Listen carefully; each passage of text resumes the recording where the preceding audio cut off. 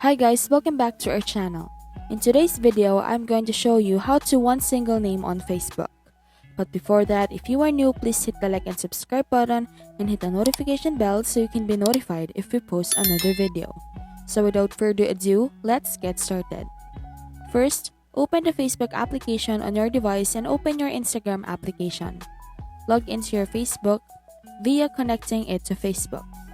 Go back to Facebook and go to the settings and privacy. Select settings and go to Account Center located at the bottom. Then after that, go to the Play Store or App Store, then install vpn.lat. Open the VPN, then select the Indonesia server. After that, go back to the Facebook which is currently in the Account Center.